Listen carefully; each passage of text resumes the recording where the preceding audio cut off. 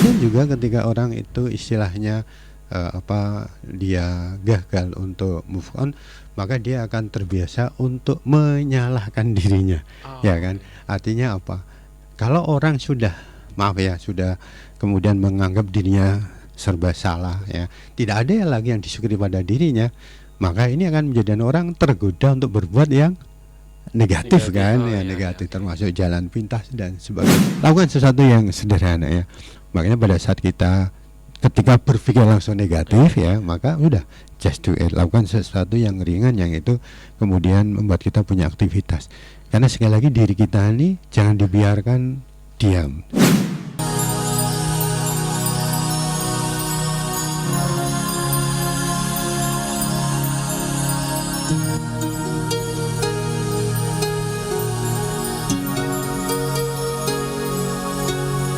Assalamualaikum warahmatullahi wabarakatuh. Waalaikumsalam warahmatullahi wabarakatuh. 88,5 Mega Drama FM top lagunya pasti infonya. Selamat malam untuk pendengar. Jumpa kembali bersama Dani Damara tentunya di Irama Live Talk bersama Inner Motivation BIM. Tepat di hari Rabu di 10 Desember 2025 dan selama 1 jam ke depan kita akan menemani malam pendengar ya di malam spesial ini, di mana dengan tema kita yang akan disampaikan terlebih dahulu. Namun sebelum masuk ke tema kita pada malam hari ini, kita sapa terlebih dahulu narasumber yang sudah hadir di studio Radio Irama FM. Selamat malam untuk Bapak Pram Prasetya Ahmad.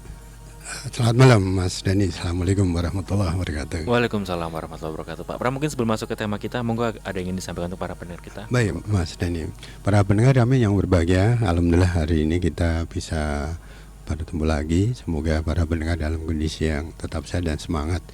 Saya mohon maaf ini beberapa sesi ada kegiatan bersamaan gitu, sehingga tidak bisa mengantarkan BIM di malam Kamis. Para pendengar kami yang berbahagia, meskipun ini terlambat, ingin kami sampaikan bahwa bertepatan dengan sebulan yang lalu, tanggal 10 November, kita masyarakat Purworejo khususnya bangga karena salah satu tokoh Purworejo ditetapkan oleh Presiden Pak Prabowo sebagai pahlawan nasional, yaitu Mayor Jenderal Sarwoedi Wibowo. Ini sesuatu yang luar biasa. Yang pertama adalah memang ini prosesnya cukup lama, sejak 2013 saya paham di era Bupati almarhum Bapak Maksunjen. Kemudian juga kalau kita pahami ketokohan beliau sangat luar biasa ya, ikut serta di dalam menyelamatkan bangsa dan negara Indonesia dari kudeta. Jadi kalau bahasa kita adalah kudeta yang dilakukan oleh kelompok Partai Komunis Indonesia yang berniat untuk merubah pemerintahan dan kemudian juga berniat untuk merubah dasar negara. Dan dengan peran beliau almarhum Sarwoedi Wibowo maka dapat ditangani dengan baik ya. Dan salah satu yang menarik adalah ketika beliau ikut menangani yang ada di Purworejo gitu ya, Purworejo, karena memang beberapa basis Partai Komunis ada di sini dan di batalion yang waktu itu di utara atau orang mengatakan BTC ya, Basic Training Center.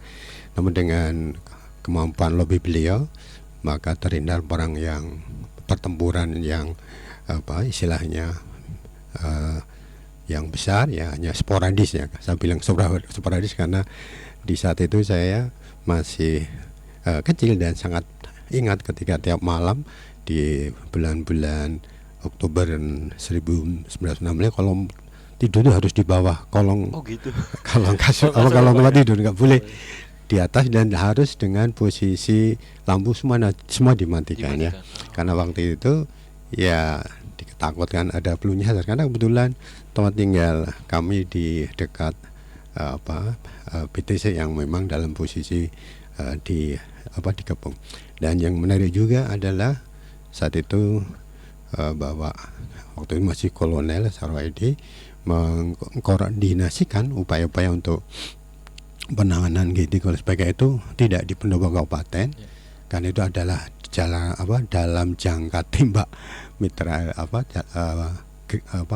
basoka, maka waktu itu kemudian yang dipakai untuk markas beliau adalah di pondok, kalau dulu namanya pondok di Sidono ya, Mbah Kiai Makmur. Jadi beliau standby-nya di sana. Artinya beliau menghindari apabila akan ada pertempuran yang bisa mengganggu pemerintahan daerah. Namun alhamdulillah dengan pendekatan yang telaten akhirnya tidak terjadi perang dan pasukan yang pro Partai Komunis menyerah dan menyerahkan senjatanya.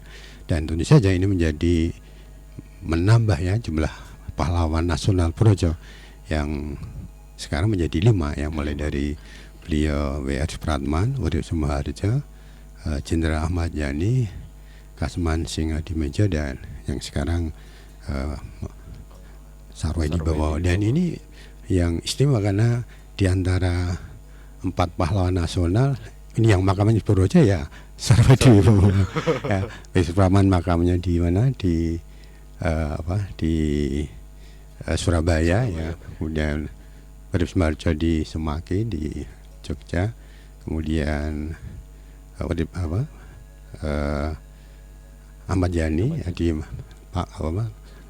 makam pahlawan di Luang Buaya, dan Kasman itu di Tanah Kusir di Jakarta, dan Mayor Jenderal Sarwoedi Bowo itu ada di Projo. Nah, tentunya ini masih banyak kisah yang bisa diangkat dari beliau, tapi satu-satu saja nanti kita bahas. Demikian mengawali materi kita hari ini. Oke, terima kasih Pak Prama dengan sedikit ulasan masa lalu kita yang Purworejo luar biasanya punya pahlawan, tentunya pahlawan nasional bertambah lagi satu lagi gitu ya. Dan tema kita pada malam hari ini adalah kendala move on. Pak Pram mungkin bisa disampaikan latar mengapa kita mengangkat tema ini. Monggo Pak Pram. Baik, para pendengar Irami yang berbahagia, hari ini saya akan mencoba mengangkat tentang move on ya. Nah, latar belakangnya ada beberapa. Jadi yang pertama adalah bahwa kemampuan orang untuk move on itu, kecepatan untuk move on itu adalah kualitas motivasi seseorang. Ketika orang menghadapi suatu situasi di mana dia dalam kondisi mungkin terpuruk secara fisik maupun psikis, namun dia tetap paham untuk survival. Nah, jadi ini adalah ukuran ya. Jadi move on itu jadi ukuran. Dan tentu saja kalau seorang memiliki kualitas move on yang baik, maka dia memiliki kemampuan motivasi yang baik juga. Kemudian yang kedua adalah bahwa kalau kita bicara tentang dinamisasi kehidupan, maka yang namanya perjalanan itu sangat fluktuatif ya, ibarat kayak roda gitu kan. Nah, ketika kita bicara tentang dinamika yang sangat luar biasa ini, maka move on ini menjadi penting, karena satu saat kita di atas, satu saat kita di tengah, satu saat kita di bawah. Itu memang proses alami. Nah, ketika kita kemudian mampu untuk terus survival, roda perjalanan kita tetap ke arah yang kebaikan, tidak berhenti ya, karena kadang-kadang berhenti itu ada dua hal, rodanya berhenti atau terantuk batu kemudian kita tidak berusaha. Nah, kemudian yang ketiga adalah bahwa ada orang yang memang bisa move on dengan segera ya.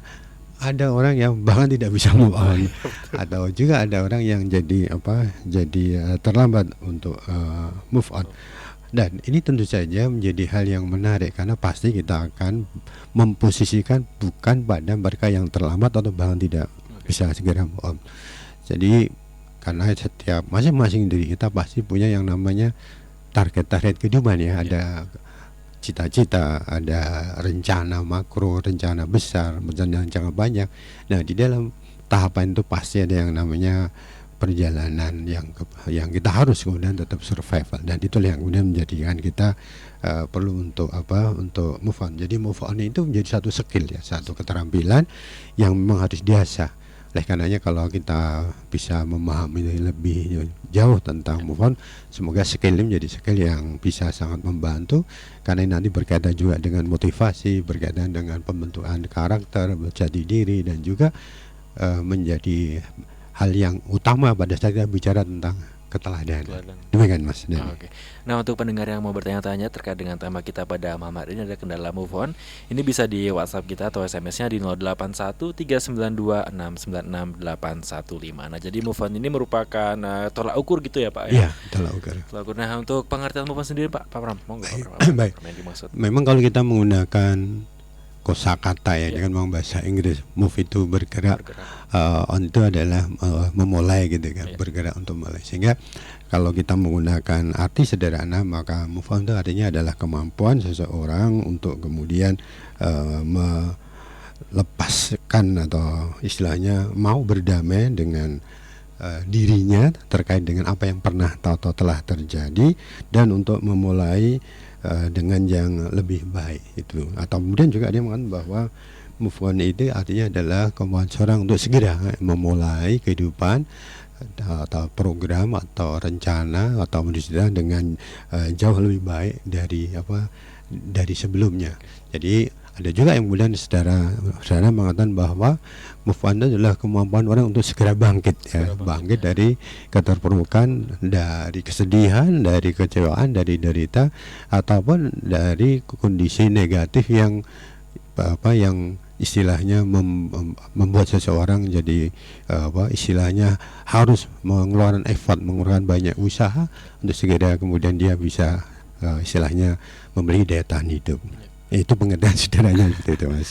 Oke, nah itu dia pengertian sederhana terkait dengan move on. Karena generasi-generasi muda pasti mikirnya, oh move on ini ada terkait dengan percintaan gitu Pak. Padahal luas gitu Pak. Luas, Luas tidak hanya cinta.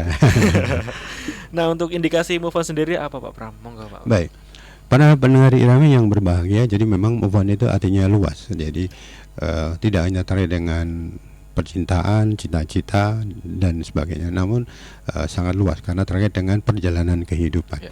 Ada beberapa indikasi kalau kita memahami seseorang itu bisa move on. Jadi yang pertama indikasinya adalah ketika dia segera bisa melepaskan diri dari beban masa lalu atau beban yang sedang ia derita. Artinya apa? Ketika dia segera melepaskan diri, artinya ya yang namanya kehidupan itu manusiawi ya. Ada orang sedih, orang menderita, orang sakit hati, orang marah. Namun yang penting jangan berlama-lama. Nah, ketika dia mampu untuk tidak berlama, maka itu indikasi dia itu bisa move on. Itu yang pertama. Nah, yang kedua adalah bahwa orang ini dikatakan mampu move on apabila dia mampu untuk berdamai dengan dirinya. Nah, ini sederhana memang. Namun ini termasuk hal yang utama kalau kita ingin memiliki indikator untuk move on. Jadi apa yang dimaksud berdamai ya? Bahwa apa yang sedang ia alami ya, yang ia sedang jalani, apapun itu yang sifatnya negatif kan biasanya, maka dia kemudian bisa berdamai. Artinya dia sekali lagi dia bisa memaafkan dirinya umpamanya ya. Dia bisa juga memaafkan kejadiannya, dan dia juga segera untuk menjadikan dirinya ikhlas terhadap apa yang telah terjadi.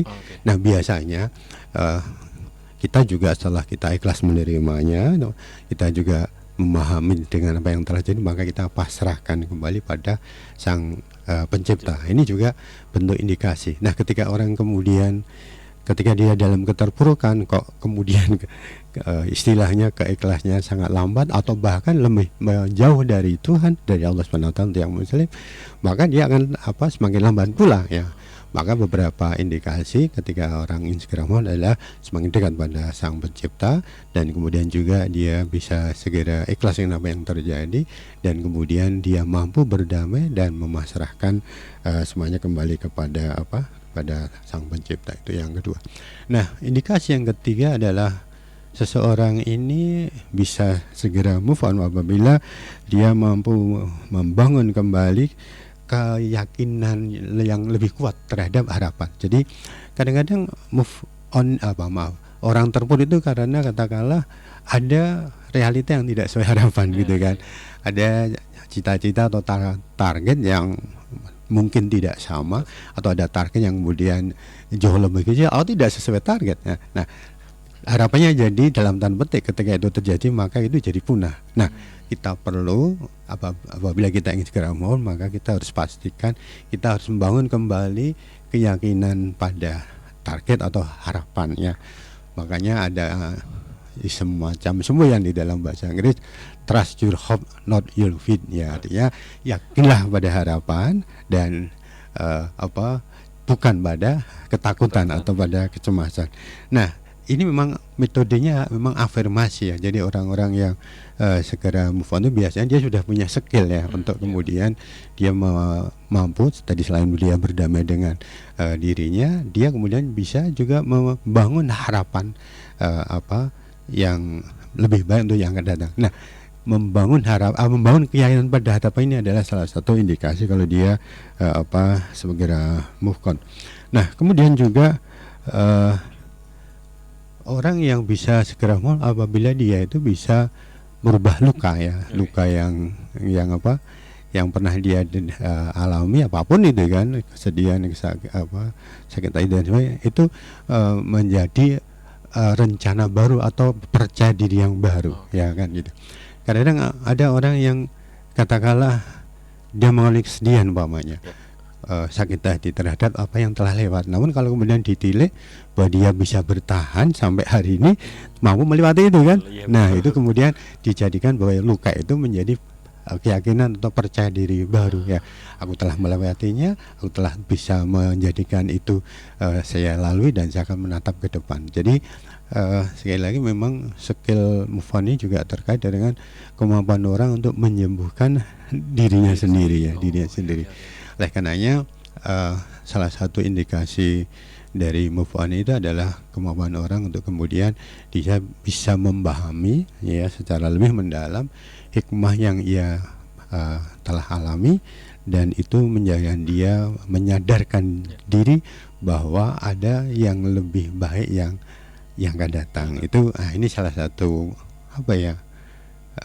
indikasi ketika orang itu disebut mohon. Tentu saja ada beberapa indikasi yang lain secara fisik, dia mungkin lebih banyak kemudian untuk siap berkomunikasi, siap menerima masukan dan saran, dia tidak menutup diri, tidak mengurung diri, dia kemudian juga istilahnya mudah untuk bersifat ramah, menebar senyum, dan kemudian istilahnya mampu untuk menyampaikan gagasan-gagasan ide barunya. Karena kalau orang itu ketika dia masih berkomunikasi dengan masa lalunya gitu kan, mengajak orang lain untuk membenarkan dirinya dulu seperti kemarin gini, tapi sebenarnya yang benar saya tahu. Nah, itu bukan indikasi. Jadi indikasinya kalau dia kemudian istilahnya segera berorientasi terhadap yang akan datang. Demikian Mas. Dan jadi itu beberapa indikasi terkait seseorang yang udah move on gitu Pak. Bahkan indikasi move on ya. Bahkan fisik pun udah terlihat gitu Pak. Terlihat gitu ya. Auranya juga auranya masih kelihatan ya, Pak. Di dalam teori Arya, makanya mereka yang masih dalam kondisi terpuruk itu biasanya auranya ke bawah ya. Kalau bahasa saya auranya turun ya ke bawah. Nah, turun itu ketika aura itu turun, maka dia akan mengganggu beberapa sistem tubuh kita ya, umpamanya metabolisme pencernaan jadi terganggu, muncullah gangguan secara fisik di pencernaan, kemudian ada gangguan di sekitar pinggang, dan pinggang itu nanti terkait dengan persendian, jadi nanti gangguannya adalah mulai pegel linu istilahnya mudah capek, kemudian kakinya istilahnya jadi bahasa Jawa keju-keju gitu. Nah, kemudian juga secara fisik juga nampak dari tadi ketika dia cara bicara, ketika dia berbicara tentang masa lalunya terus gitu kan, lalu mengatakan bahwa dia ingin orang lain ikut membenarkan sedihnya dia. Nah, itu bukan indikasi. Tapi kalau dia kemudian berkomunikasinya adalah terkait dengan yang akan datang, nah itu indikasinya demikian. Udah move on gitu Pak. Yeah. Oke. Nah, untuk pendengar yang mau bertanya-tanya terkait dengan tema kita kendala move on, ini bisa melalui WhatsApp atau SMS-nya di 081 392 696 815, atau melalui line teleponnya juga bisa di 0275 321 446. Masih banyak banget waktu nih untuk pendengar yang mau bertanya-tanya. Dan pertanyaan saja nih Pak Pram nih, resiko jika kita tidak atau terlambat move on Pak Pram, apa yang akan terjadi? Baik. Pak Pram. Para pendengar yang berbahagia, ini memang hal yang perlu kita pahami ya, ketika orang kemudian mungkin terlambat atau sangat terlambat bahkan tidak move on ya, tidak segera melakukan sesuatu yang baru untuk menjadikan dia lebih baik. Jadi yang pertama apa? Jadi yang pertama adalah dia akan justice atau menvonis dirinya secara inferior, bahwa dia itu tidak mampu gitu kan, bahwa dia istilahnya tidak layak untuk sukses, dia tidak layak untuk berhasil. Nah, justifikasi negatif ini nanti ada dampaknya lagi, yaitu dampak yang kedua adalah percaya dirinya dia akan semakin rendah gitu kan. Nah, jadi semakin rendah dampaknya banyak kan, enggan berkomunikasi, kemudian punya sifat mengurung diri. Namun juga percaya diri yang rendah akan berdampak lagi yang ketiga, yaitu apa? Yaitu pribadi atau istilahnya jati dirinya tidak terbina secara baik kan itu kan. Nah, ketika jati diri tak terbina secara baik, maka ada proses pendewasaan yang tertunda. Dalam tanda petik. Dia mungkin usianya bertambah, namun kedewasaannya bahkan mulai jadi jadi menurun. Kemudian yang kelima adalah ketika orang itu kemudian tidak segera move on atau kemudian terlalu terlambat move on, dia akan cenderung untuk berprasangka negatif atau istilahnya negatif thinking ya, negatif thinking. Jadi dia sudah menjustifikasi bahwa yang di sekitar dia itu adalah negatif sehingga dia akan terbiasa pasang kuda-kuda ya kan. Ketika orang dalam kondisi cemas gitu ya, makanya Mas Deni melamar di perjalanan yang sepi itu kan tidak bisa jalan santai karena mikir jangan-jangan itu was-was ini adalah menyita energi fisik ya, sehingga dia jadi orang yang akan konsumennya akan terkuras energinya. Nah, kemudian juga ketika orang itu istilahnya dia gagal untuk move on, maka dia akan terbiasa untuk menyalahkan dirinya. Ya kan? Artinya apa? Kalau orang sudah kemudian menganggap dirinya serba salah ya, tidak ada lagi yang disyukuri pada dirinya, maka ini akan menjadikan orang tergoda untuk berbuat yang negatif kan, negatif termasuk jalan pintas dan sebagainya. Nah, ini menjadi hal yang membuat kita jadi paham kenapa sekarang mohon maaf ya ada sekian orang cari jalan pintas dengan berbagai macam cara. Tidak hanya orang dewasa dengan segala problemnya, namun juga bahkan sekeluarga gitu kan, atau mungkin juga para mahasiswa yang pernah kita turun dari lantai sekian dan sebagainya. Nah, itu adalah kalau saya mengistilahkan ketika seseorang mengalami gagal untuk move on. Nah, kemudian ketika orang tidak segera untuk move on, maka potensi dirinya semakin kecil. Artinya ketika orang itu istilahnya terlambat untuk move on, maka mulai dari keyakinan terhadap kemampuan dirinya semakin kecil. Kemampuan dia untuk memiliki daya tahan di dalam hatinya semakin kecil. Nah, yang paling harus juga dijaga adalah ketika orang itu gagal move on, mohon maaf istilahnya, maka dia kemudian terjebak pada kesombongan diri. Kenapa saya sebut sebagai kesombongan? Karena ada hal yang paling urgent ketika kita bicara tentang realita, bahwa realita itu adalah rencana Tuhan. Sedangkan harapan memang rencana kita. Ada kalanya apa yang kita rencanakan mungkin menjadi baik untuk kita, namun di hadapan Tuhan, di hadapan Allah Subhanahu wa taala mungkin itu tidak bagus kan itu. Karena mungkin ada hal yang memang Allah bersama. Nah, oleh karenanya kegagalan move on ini juga nanti akan berdampak kegagalan terkait dengan prasangka pada Sang Pencipta, pada Allah Subhanahu wa taala. Makanya kita perlu untuk kemudian melatih diri, membangun skill kita untuk segera move on. Karena apa? Karena yang namanya istilahnya orang yang gagal move on itu beranggapan bahwa waktu yang akan datang, padahal waktu yang datang milik Tuhan, milik Allah gitu kan, dia sudah cemari dengan kondisi negatif gitu. Tidak ada harapan, tidak ada peluang, tidak ada istilahnya kesempatan untuk dia mendapatkan kembali bahagia. Makanya kegagalan juga nanti akan tadi istilah saya tergoda untuk melakukan hal yang negatif, karena memang apalagi kalau kemudian dia jauh dari kesadaran terkait dengan Sang Pencipta. Demikian Mas Dani. Oke, nah jadi itu beberapa resiko jika kita atau seseorang terlambat move on gitu ya. Dan untuk kendala move on nih Pak Pam, dan upaya untuk mengatasinya sendiri ini apa? Monggo Pak Orang. Baik, para pendengar Irahim yang berbahagia, ini adalah materi utama memang di sini ya. Apa saja sih kendala move on dan bagaimana upaya untuk agar kita itu bisa mengatasinya. Memang ini agak teknis ya, namun saya coba untuk pelan-pelan menyampaikan. Jadi yang pertama adalah ketika orang masih terkait dengan emosional ya, artinya ketika ada kesan negatif, ya, entah itu kesedihan, kekecewaan, sakit hati, dia masih terkait dengan emosi itu. Nah, artinya apa? Ia masih memahami bahwa hal-hal negatif tadi memang menjadi sesuatu yang itu potret dirinya ya, memang manusiawi, namun ini yang kemudian disebut kita tidak boleh berlama-lama.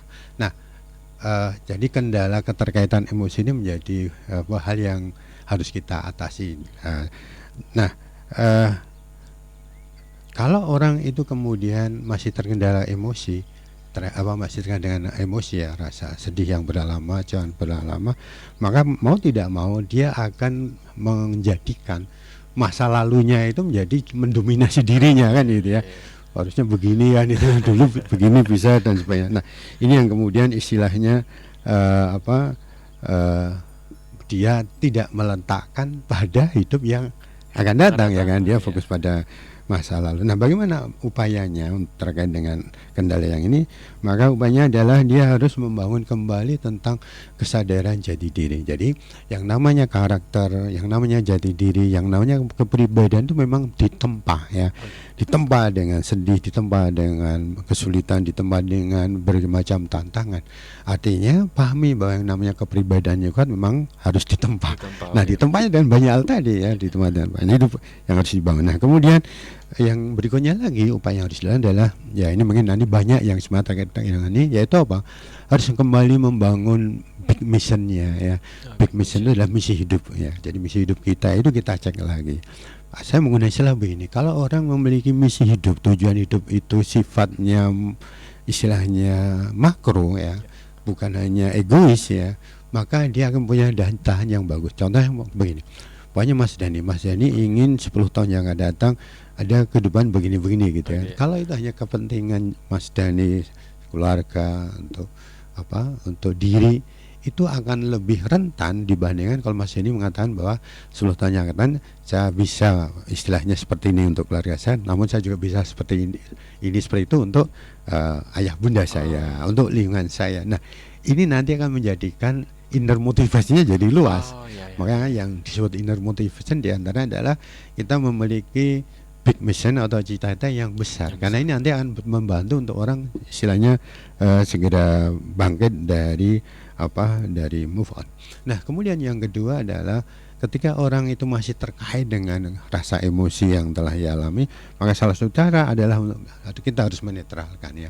Ada banyak cara untuk menetralkan ya, umpamanya dengan melepaskan emosi itu. Melepaskan emosi itu bisa dengan cara memaafkan, mengikhlaskan, dan kemudian memasrahkan kembali pada Tuhan, pada Sang Pencipta. Kemudian ya tadi sudah saya singgung bahwa salah satu kesadaran yang harus dibangun adalah bahwa kalau kita masih terjebak pada hubungan emosi negatif tadi, maka kalau itu berlama-lama, maka sesungguhnya kita sudah berprasangka negatif pada Sang Pencipta gitu ya. Maka ini harus dipahami kan, kita kan harus berprasangka positif pada Tuhan. Kan kita nggak tahu masa depan, karena masa depan adalah miliknya Tuhan, miliknya Allah. Nah, itu yang pertama. Nah, yang kedua, kendala move on adalah belum menerima realita. Apa yang terjadi itu tidak diterima. Dia masih berharap bahwa kalau bisa itu jarum kehidupan itu berputar kembali. Semuanya seperti itu. Atau kemudian dia berusaha mengingkari fakta. Nah, ini yang agak berbahaya juga. Ketika dia kemudian mengingkari fakta, lalu kemudian dia akan membuat justifikasi bahwa dialah yang kemudian bisa menentukan. Nah, ini jadi bahaya kan. Ketika fakta itu diingkari, maka dia sudah memposisikan kayak Tuhan bahwa semuanya itu tergantung dia. Nah, ini nanti akan punya dampak yang tidak bagus juga. Nah, kemudian upayanya apa? Ya, upayanya seperti tadi, bahwa yang namanya realita itu bagian dari rencana Tuhan. Kalau kita kemudian menjadikan, katakanlah kita berkonversi yang membandingkan bahwa realita yang terjadi itu katakanlah dari target yang tadinya 100% gitu kan, kok katakanlah hanya 25% gitu kan. Jadi ada selisih berapa? 75%. Nah, Betul. ini harus dipahami bahwa yang 75% itu harus kita yakini itu adalah bagian yang Tuhan tabungkan untuk kita di masa yang akan datang. Karena kalau orang sudah memiliki rencana yang bagus, dia sudah berikhtiar, dia berdoa, maka ketika yang dia lakukan itu tidak sesuai target, yakinlah dia sedang menabung keberuntungan. Jadi keberuntungan itu bisa kita tabung, Pak, ya, dengan seperti itu. Maka memang salah satu kuncinya adalah keikhlasan, memaafkan diri sendiri dan sebagainya. Kemudian upaya berikutnya lagi adalah, nah ini yaitu membangun kesadaran begini, bahwa lagi-lagi kita ini adalah makhluk gitu ya. Makhluk, dan Allah atau Tuhan itu adalah sang pencipta, ya, Khalik gitu ya. Artinya apa? Tugas makhluk kan berikhtiar gitu kan. Kemudian haknya Khalik adalah menetapkan, menakdirkan, memastikan. Nah, ini yang kemudian disebut sebagai kesadaran yang harus kita latihkan agar kita segera move on, ya. Meskipun kalau di dalam Islam ada istilah ini ihsan gitu ya. Memahami bahwa sadar kita ini makhluk, Allah sang pencipta adalah sang Khalik. Nah, ini ada peran yang berbeda. Nah, ada kesadaran yang kesadaran religi yang akan tinggi, yang bagus ketika orang pun bisa memahami ini gitu. Jadi upayanya adalah diantara adalah memahami bahwa diri kita ini adalah makhluk, dan juga kesadaran bahwa Allah sang pencipta itu Tuhan yang sang Khalik. Nah, kemudian upaya yang lainnya lagi adalah kita harus punya pemahaman begini, karena benar ada yang berbahagia, kita adalah sosok yang tidak mungkin sempurna. Nah itu. Jadi justru begitu kita berhadapan dengan situasi yang negatif, kita paham kita memang tidak sempurna. Justru dengan ketidaksempurnaan itu kita memahami realita yang kurang pas, itu jadi kita punya cara, oh iya, saya harus memperbaiki yang ini dan itu ya. Nah, ketika orang tidak ada perbaikan, ya dia kan stagnan gitu kan. Padahal kita perlu upaya yang lebih untuk kemudian mampu menghadapi kehidupan yang di hadapan kita. Kemudian yang ketiga, kendala yang ketiga adalah ketergantungan terhadap mental yang mental maupun mental blocking maupun beban hati yang berlebihan. Nah, tentu saja ini biasanya orang jadi istilahnya terjebak untuk punya rasa tidak nyaman, kemudian kejadian itu mengingatkan kembali pada peristiwa sejenis sebelumnya, kemudian dia lama-lama istilahnya kemandiriannya jadi hilang, karena kemudian ketergantungan terhadap masa lalunya itu membuat dia pun menjadi punya ketergantungan juga pada lingkungannya, dari lingkungannya. Nah, oleh karenanya yang harus dibangun adalah memang kita paham bahwa yang namanya kemandirian itu memang perlu dilatih, gitu ya, perlu dilatih. Saya seringkali berkata begini, ketika mamanya begini, Mas Dani dalam kondisi sendiri malam hari, gitu ya, itu realitanya seperti itu. Tapi sesungguhnya atau hakikatnya ketika Mas Dani sendiri di malam hari berjalan di tempat yang sepi, Mas Dani kan bersama dengan apa? Bersama dengan bersama dengan keberanian diri kan itu. Nah, jadi justru keberanian diri itu muncul ketika kita berhadapan dengan situasi itu, kan itu. Jadi ini adalah kesadaran yang harus dibangun agar kita ini tidak bergantung pada mental bagian yang sebenarnya. Nah, kalau memang ini yang memang kadang-kadang perlu juga dievaluasi, orang itu tidak segera move on bisa jadi karena dia punya istilahnya memori masa lalu yang belum dihilangkan, memori negatif yang belum dihilangkan, ya. Makanya kalau ada stimulus negatif yang sejenis, dia akan kembali. Makanya dalam konteks yang seperti ini, maka perlu untuk secara rutin melatih diri kita untuk segera bisa menjadikan memori masa lalu itu punya hikmah yang positif, gitu ya, punya hikmah positif. Katakanlah ketika dia ingat situasi yang negatif, dia kemudian terus mengatakan bahwa meskipun itu satu yang menyakitkan, menyedihkan, namun saya telah melewati, dan dengan begitu saya tegar, dengan begitu saya punya kekokohan, dengan begitu saya punya daya tahan. Nah, itu perlu diafirmasi terus. Makanya beberapa teknik afirmasi untuk kita agar istilahnya bisa menghilangkan mental blocking ya. Maka adalah kita menuliskan afirmasi positif tadi ya, bahwa masa lalu aku menjadi aku semakin tegar, masa lalu menjadi aku semakin percaya diri, masa lalu menjadi aku semakin kokoh dan sebagainya. Nah, ini adalah cara untuk mengatasi tadi kendala yang yang ketiga. Nah, yang keempat, kendala mental bullying adalah rasa bersalah atau penyesalan. Ya memang ini masuk manusiawi gitu ya. Orang kadang-kadang menganggap dirinya itu melakukan kesalahan dan itu membuat dia mendapatkan situasi yang sedang ia alami. Memang ya manusiawi ya, kadang-kadang orang kan tidak ada yang sempurna. Namun ketika kemudian kita ingin bangkit dari rasa salah, rasa penyesalan, itu adalah kita perlu untuk kemudian istilahnya ada saatnya kita meletakkan beban pikir gitu ya. Maka ada istilah just do it gitu ya. Just letakkan pikir kamu dan lakukan sesuatu yang sederhana ya.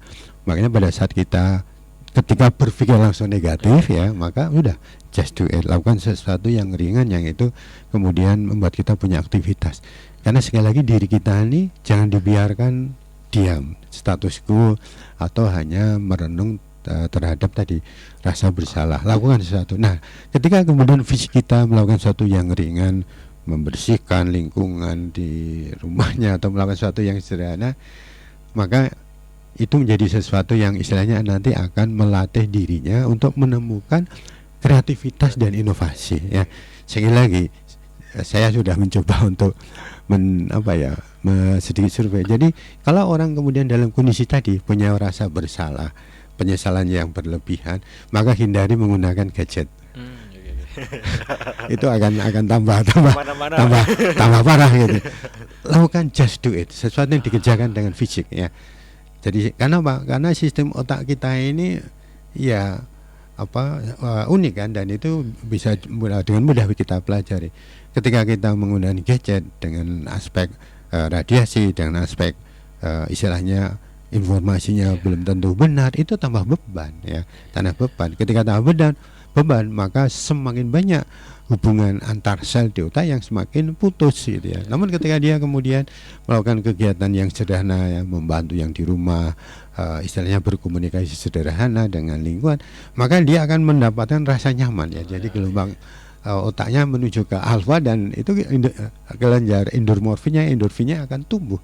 Nah, ketika rasanya mulai tumbuh, muncullah tadi kreativitas, inovasi untuk tidak tidak berlama menyalahkan diri sendiri. Nah, yang juga bisa dilakukan kepada saat orang terbiasa menyalahkan diri sendiri adalah dengan cara kita bangun atau meningkatkan silaturahmi. Jadi berkomunikasi ya tentunya berkomunikasi ya, karena komunikasi yang bagus adalah yang bersilaturahmi langsung. Pak, ini komunikasi tadi lewat WA, itu gak komunikasi. Gak termasuk komunikasi. Enggak, artinya dalam konteks komunikasi untuk terapi tidak jalan ya, karena pancaran kita bukan pancaran gelombang yang itu bisa kita rasakan. Karena kadang-kadang ada istilah begini, kadang-kadang bahagia kita itu dititipkan Tuhan di orang lain gitu ya. Artinya apa? Kalau kemudian seorang ketika berkomunikasi berinteraksi bisa ketawa senyum, berarti apa? Senyum kita dititipkan di orang lain itu kan. Betul. Nah, karena nggak mungkinan kita senyum-senyum sendiri gitu kan, atau ketawa sendiri. Nah, itu adalah satu hal yang nanti akan melatih agar kita ini muncul istilahnya kelenjar endorfin kita, dan rasa nyaman itu akan membuat kita akan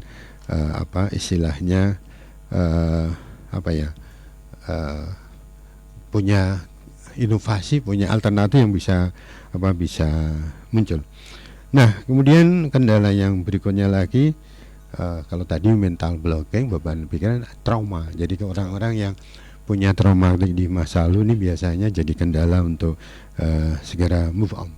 Memang yang namanya trauma ini ya harus kita pahami ya, harus kita cermati. Oleh karenanya kadang-kadang kita perlu untuk senantiasa ngecek kembali di hati kita ini trauma apa saja yang sudah pernah terjadi. Karena kadang-kadang, mohon maaf ya, orang menganggap itu satu yang terjadi. Namun sebenarnya itu nanti berdampak tidak bagus ya. Contoh umpamanya seseorang trauma ketika dia masa kecil, dia istilahnya dia bermain, padahal hari itu orang tua mau ngajak ke makan di luar semuanya, dia ditinggal semuanya. Nah, traumatik ini sederhana ya. Tapi kalau kemudian kan ketika seperti itu dia pulang nggak ada yang dibawa kan pasti dia marah. Nah, situasi ini akan kembali ketika ada stimulus yang sedih. Makanya harus mau merubah agar kejadian yang telah lewat yang itu harus punya arti yang positif ya, arti yang positif ya. Mamanya dengan masa itu saya berarti paham tentang pentingnya untuk melatih kesabaran kan itu. Dengan seperti itu saya berarti melatih untuk istilahnya punya kemampuan untuk memaafkan dan sebagainya. Nah, kemudian kendala yang berikut ya, kendala untuk mohon yang berikutnya adalah takut untuk memulai yang baru. Nah, biasanya orang kan kadang-kadang gagal lalu takut gagal lagi kan itu, takut gagal lagi. Atau juga kemudian dia takut kehilangan ya, apapun itu ya, terkait dengan sosok atau apa ya. Nah, lalu bagaimana upayanya? Ada beberapa upaya. Yang pertama adalah kita perlu untuk membuat peta diri kita ya. Katakanlah begini, saya ini punya potensi bagus ini itu gitu kan. Ternyata saya sebenarnya gak pandai untuk istilahnya membuat ini itu. Artinya petakan diri kita yang positif, lalu kita kenang kembali ya. Kalau perlu kita cek lagi, ini dulu foto saya ketika juara balita namanya, ini foto saya kita juara di tingkat kecamatan. Nah, dengan kita membangun kembali memori yang positif itu, maka kesadaran motivasi itu akan muncul ya. Maka yang namanya dokumen itu kadang-kadang ada bagusnya juga ya, dokumen-dokumen yang positif ya, momentum-momentum yang positif itu. Nah, untuk apa? Untuk menggeserkan agar kita ini memiliki istilahnya pemahaman bahwa peluang untuk bahagia itu masih ada. Masih ada. Karena ketika orang itu istilahnya gagal untuk memulai yang baru, ini biasanya yang terngiang-ngiang adalah kelemahan-kelemahan gitu. Tapi kalau kemudian kita mengecek kembali tentang hal yang bisa kita syukuri, nanti akan muncul bahwa dulu kita pernah bisa itu, berarti apa? Berarti mungkin hari ini kita bisa mengulang sukses itu gitu ya. Saya seringkali menggunakan istilah begini Mas Ani. Jadi dulu ketika kita masih kecil itu kan, bukanan kita ketika bisa jalan itu kan berlatih jalan itu waktu kecil kan paling enggak jatuh berapa kali? Sering banget. Ribuan kali pas itu. Iya. Para pakar mengatakan bahwa seorang anak ini kalau dia berlatih sekali, dia mulai berlatih jalan sampai bisa jalan, biasanya di usia antara 11 bulan atau 12 bulan katakanlah itu ya, 10-11 bulan. Maka kalau dia mulai berlatih jalan dan bisa jalan, ini survei oleh pakar, dia bisa jalan. Andai kata dia telah jatuh setidak-tidaknya, ini rata-rata 264 kali. Itu angka yang tidak kecil kan. 264 kali kita move on terus gitu kan. Artinya apa? Kan juga nggak berhenti kan. Jatuh nangis, alah sudahlah nggak usah lagi kan, enggak kan. Nah, itu kadang perlu diingat. Makanya ada metode yang sederhana kalau kita kemudian istilahnya gagal move on karena takut untuk mulai yang baru adalah coba lihat diri kita ketika kita bisa jalan yang pertama kali. Yakin itu akan akan mengingatkan kembali bahwa dulu kita bisa ya. Ketika kita bisa, maka kita bisa mengulang lagi itu ya. Itu yang kalau kendalanya terkait dengan dengan takut untuk memulai. Nah, kemudian yang ketujuh begini, memang ada kendala move on itu karena karena lingkungan itu sering mengingat-ingatkan gitu ya. Karena bukan faktor internal, non faktor eksternal ya. Berkali itu ngapain kamu kok ini? Itu kan bikin nyaman ya. Oleh karenanya yang harus dibangun adalah mindset ya, mindsetting. Contoh gini, nanti kalau ketemu itu ditanya ini itu kan, ya sudah.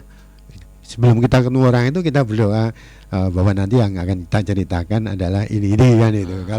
Kalau kita sudah berpikir positif, maka pada saat umpamanya ya kepepet masih ditanya, kita cukup dengan senyum gitu aja. Tidak perlu kemudian terjebak pada cerita-cerita yang membuat kita diingatkan untuk sesuatu, membuat kita istilahnya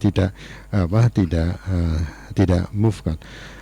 Oleh karenanya juga begini, kalau kita ini tidak move on gara-gara keingatan macam-macam itu, maka salah satu hal yang harus kita bangun adalah rubahlah setting ya. Katakanlah, yaudahlah ini di rumah kamar saya tak rubah settingnya gitu kan.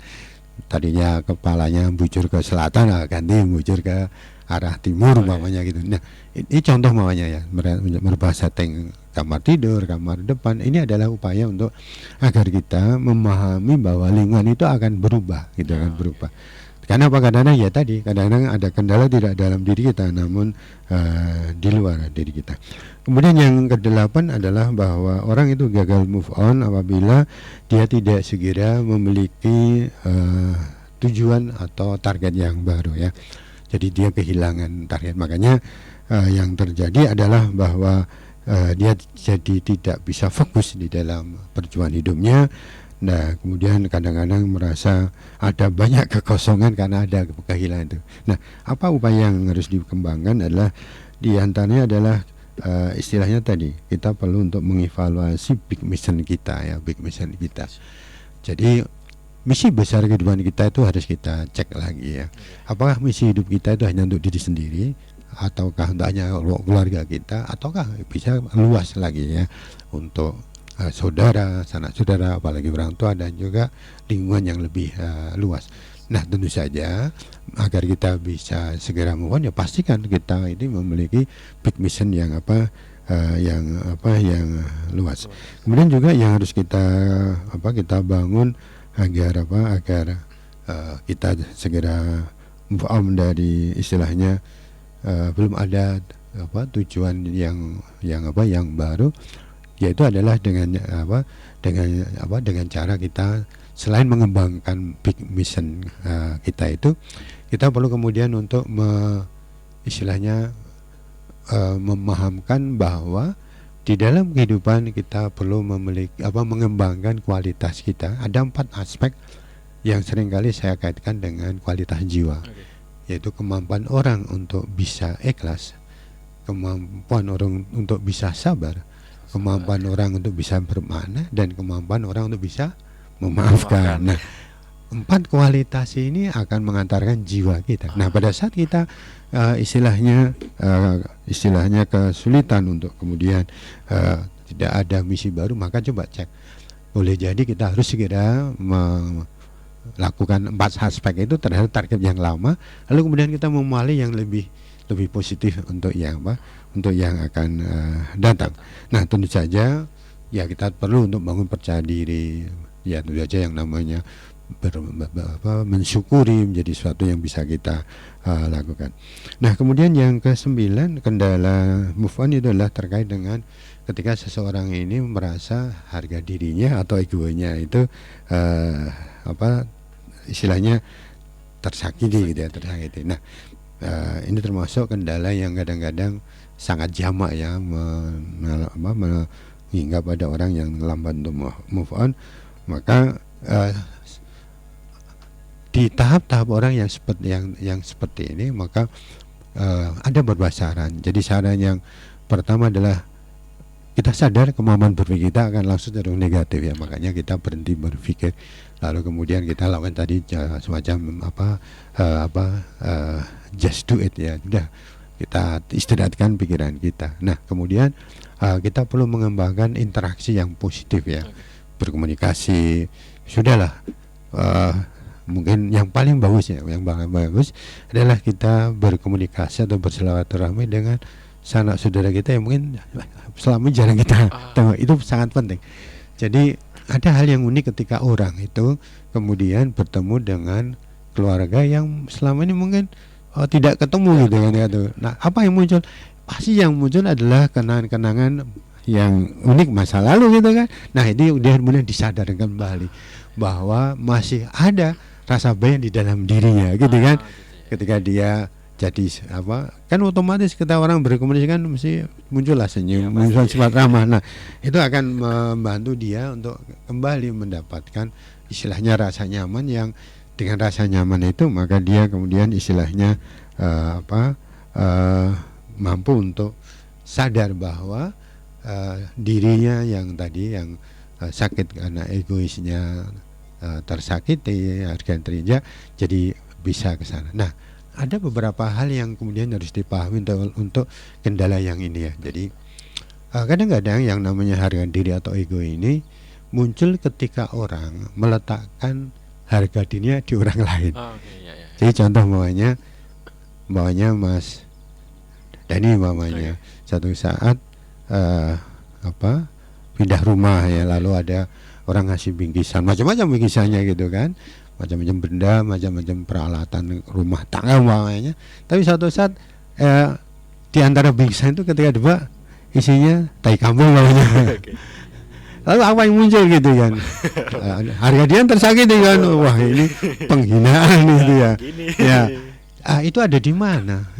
Itu ada pada kesan kita pada orang itu kan, kesan negatif kita pada orang itu munculnya dari kesan negatif kita pada orang itu ya, dan kita jadinya meletakkan harga dirinya di orang itu ya. Padahal kalau kita kemudian meletakkan di diri kita sendiri dengan cara hati positif, pasti beda. Umpamanya dia kemudian bisa mengatakan, wah ini berarti tetangga saya berniat agar saya harus menjaga lingkungan ya, ngasih pupuk gitu kan, itu ada dalam diri sendiri.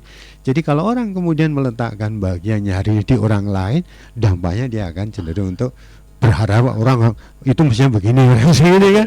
Nah itu yang kemudian menjadikan dia untuk tidak segera move on. Makanya ketika kita ketemu dengan situasi yang seperti tadi, merasa dirinya diinjak, tersakiti, maka boleh jadi itu muncul karena kita terlalu berharap pada orang lain ya.